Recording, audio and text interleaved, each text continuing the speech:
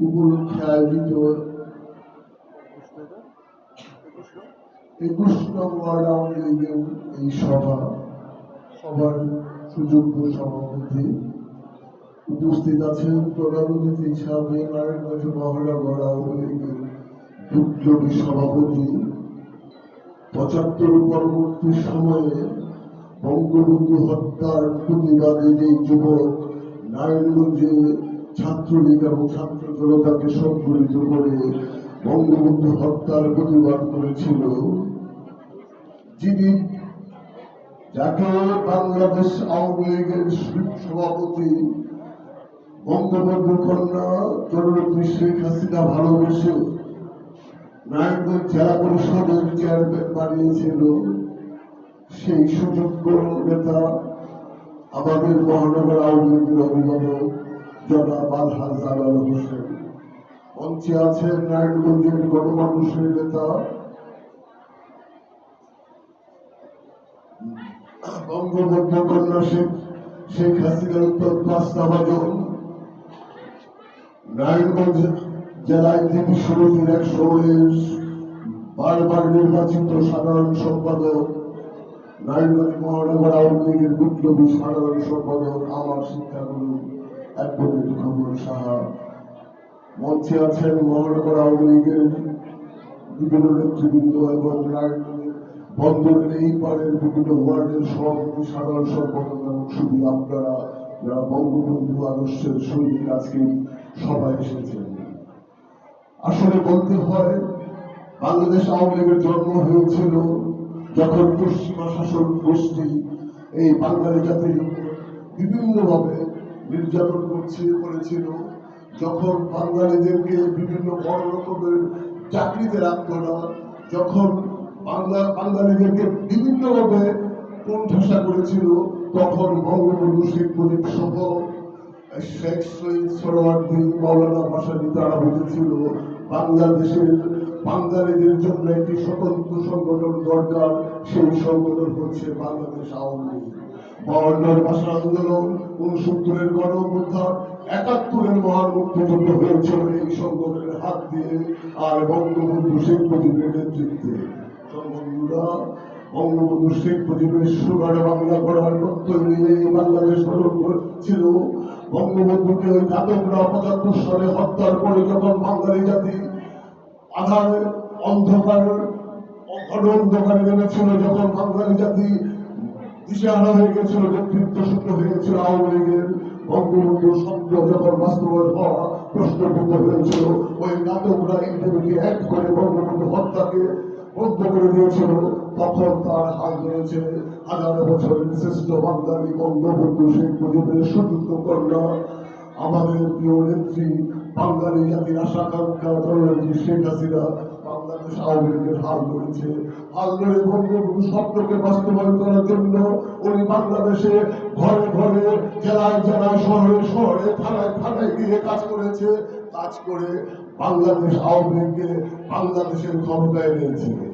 সংগ্রামী সাথী বন্ধুগণ, বঙ্গবন্ধু কন্যা শেখ হাসিনা আজকে বাংলাদেশকে উন্নয়নের মহাসড়কে নিয়ে গেছে। প্রথম ঘোষণা দিয়েছিল ডিজিটাল বাংলাদেশ, আজকে ডিজিটাল বাংলাদেশ সম্পূর্ণ হয়েছে। আপনাদের হাতে হাতে ডিজিটাল মোবাইল আছে, আজকে ডিজিটাল পদ্ধতিতে বাংলাদেশের সকল কাজকর্ম চলছে।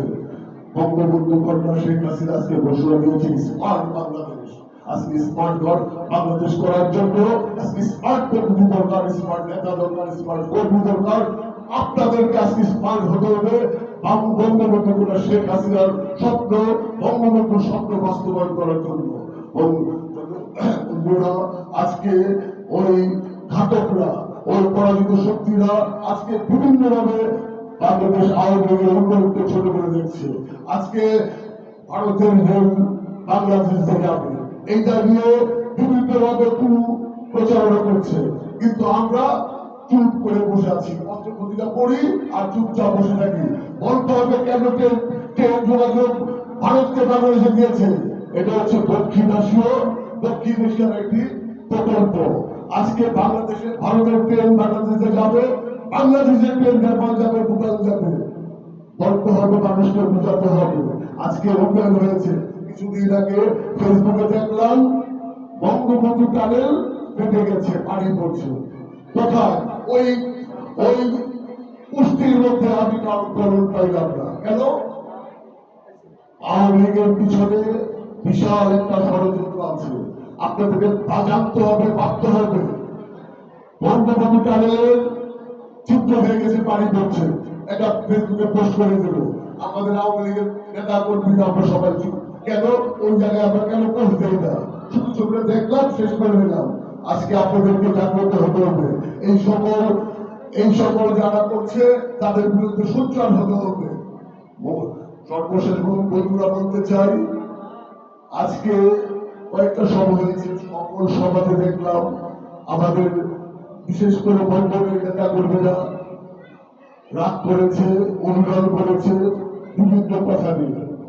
ভাই, আমাদের নেতা, মহানগর আওয়ামী নেতা আনোয়ার ভাই লাভ দিয়ে এসে মহানগর নেতা হয় নাই। আমাদের নেতা অ্যাডভোকেট খোকন শাহ লাভ দিয়ে এসে খোকন শাহ সাধারণ সম্পাদক হয় নাই। কে কি বললো ওই জায়গায় রাখেন। আমি মনে করি আজকের পর থেকে ওই সকল লোকদের কোনো কথা বলবো না। কেন তাদেরকে পক্ষকে আমরা হাইলাইট করবো? কেন খোকন শাহ আনোয়ার ভাইয়ের সমাগত করবো ওই সব ছেলে মেয়েদের, যাদের 4-5 জন ছাড়া যাদের কোনো ভিত্তি নাই? মহানগরে অনুষ্ঠান আছে, প্রত্যেকটা অনুষ্ঠান হবে, আমরা ভুলে যাই তাদের কথা। তার পত্র পত্রিকাগুলোর মধ্যে খোকন শাহ আনোয়ার ভাইয়ের সামনে একজনের ছবি দিয়ে তাকে নেতা বানাচ্ছেন। কেন বানাচ্ছেন? কি হবে এগুলি করে? তারা ভুল করছে, আজকে বুঝছে না, আগামীকাল বলবে। তারা তো বঙ্গবন্ধু সৈনিক, বলুক তারা খারাপ কথা। আনোয়ার ভাইকে খারাপ করলে আনোয়ার ভাই খারাপ হয়ে যাবে। আপনারা জানেন না আনোয়ার ভাই কেমন? আনোয়ার ভাইয়ের অতীত ইতিহাস জানেন না? খোকন শাহর ইতিহাস জানেন না? খোকন শাহর কাছে যান না? একটা লোক বললো, আপনার ভালো বললাম। আমি মনে করি আজকের পর থেকে ওসব থেকে বাচ্চার চাপটার থেকে আমরা আওয়ামীকে সুসংগঠিত করবো। খোকন শাহ আমার বাইকের প্রত্যেকটা ওয়ার্ডে একটা সুসংগঠিত সংগঠন উপহার দেবো। মুখ্যমন্ত্রীকে করবো না। সকলকে ধন্যবাদ। জয় বাংলা, জয় বঙ্গবন্ধু, জয় হোক বাংলা জনগণ।